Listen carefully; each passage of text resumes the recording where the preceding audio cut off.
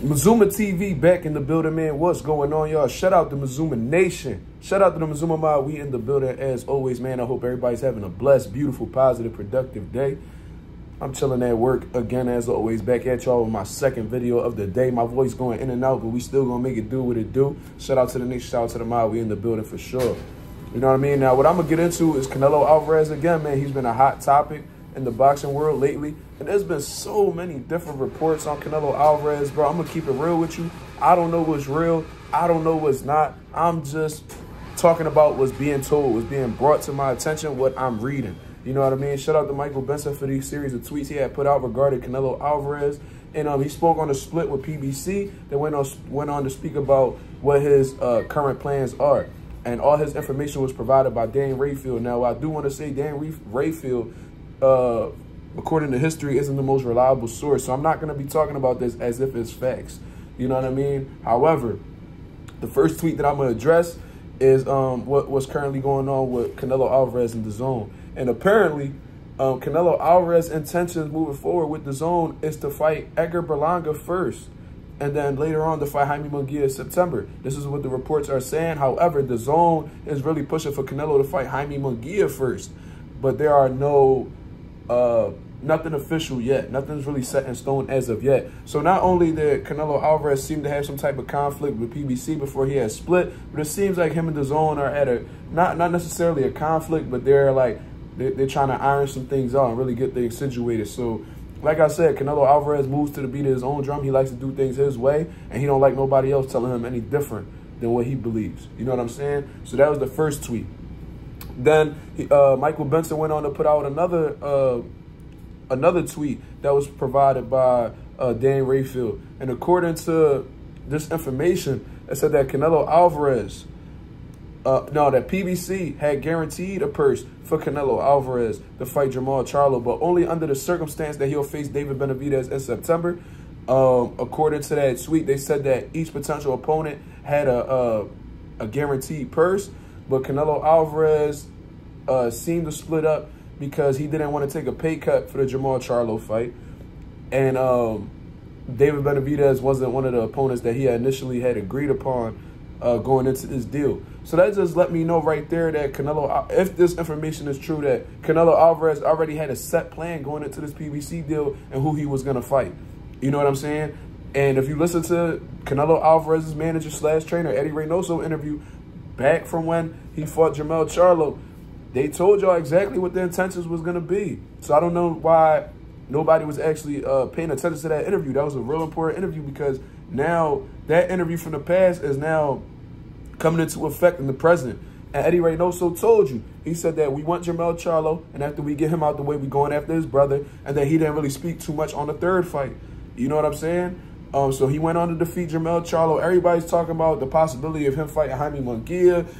This is when he had the PBC deal, of course. Terrence Crawford. People talking about Carlos Adames. Bro, they already told you what they wanted. They wanted Jermall Charlo, and that seemed like that was something that was about to take place. However, PBC pretty much ain't let Canelo get away with this one. You know what I'm saying? They pretty much told him, like, yo, we give you this bag, but only under the circumstance that you face David Benavidez next. This is according to Dan Rayfield. You know what I mean? I want to make an imperative that I do not know what's going on. I'm just speaking on what's being provided with me. Now, if this happens to be facts, then this is absolutely disgusting. You know what I mean? That just lets you know that Canelo never had no intentions on fighting David Benavidez. You know what I mean? He was just trying to be in a situation where he was trying to get the biggest bag for the least amount of risk as possible. And if he goes on to fight Edgar Berlanga in May 4th, then that's going to let me know everything I need to know. And it's that he wants absolutely zero smoke with David Benavidez, man. Because how can you justify Edgar Berlanga getting an opportunity before David Benavidez? Edgar Berlanga has never won a world title. He doesn't have any notable names. David Benavidez has the better resume. You know what I mean? All around the board. David Benavidez is a way better fight than Edgar Berlanga. David Benavidez is going to bring more money to the table. He's going to bring more fans. Bro, David Benavidez and Canelo Alvarez, in my personal opinion, in terms of upcoming fights and what fights could possibly happen, is the most demanded fight in boxing right now. That's just my personal opinion. I don't believe that Edgar Berlanga will do better numbers than David Benavidez.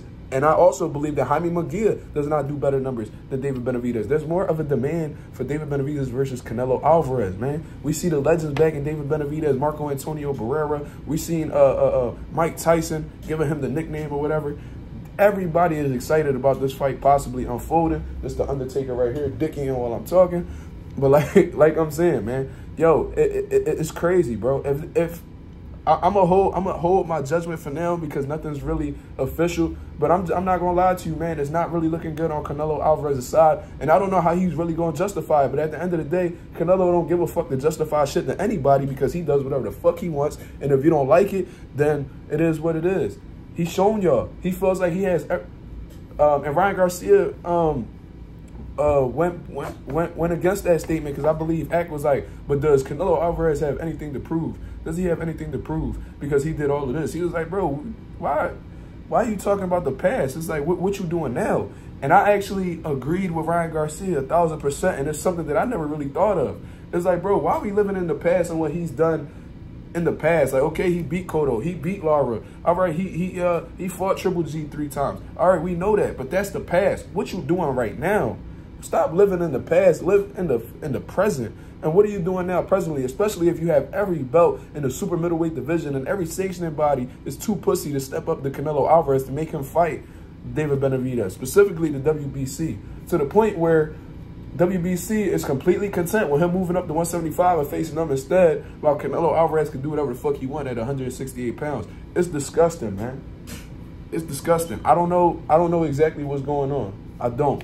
You know what I mean? There's so many different conflicting reports and so many different opinions, and I don't know exactly what's going on. Time will tell, of course, but what I'm saying as of right now, if PBC really applied pressure for him to fight David Benavidez and he walked away as a result of it, he just wanted to fight Jamal Charlo. He didn't want to take a pay cut, and because the David Benavidez fight wasn't spoken about previously, he didn't want to follow through with the deal, hence why he walked away.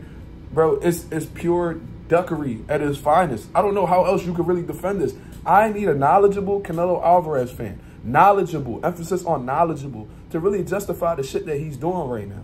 You know what I mean? And why he's moving that way. You mean that, how can you sit here and come up with a logical explanation as to why Edgar Berlanga, according to these reports, is more of a candidate than David Benavidez at this point? How can you justify Jaime Munguia, who has 40 fights and doesn't have a single champion, besides like Saddam Ali, you know what I mean, at 154 pounds? How can you justify Jaime Munguia, with probably the worst resume amongst these top guys in boxing right now, is more deserving of a fight with Canelo Alvarez and David Benavidez? How can you justify that? The reality of the situation is you can't justify it. Canelo Alvarez doesn't want any smoke with David Benavidez because I think, just like everybody else thinks, even Canelo Alvarez fans understand that David Benavidez is a threat to this man's reputation. He's a threat to this man's record. And Michael Benson told you himself, he's been very cautious with his career since his loss to Dimitri Bivol, and he's going to take the less amount of risk possible moving forward. And based off of that logic, he must look at David Benavidez as a very risky fight. And stylistically, if you really break it down, he gives Canelo a lot of problems. You know what I mean? But we'll get into that in a different video or whatever.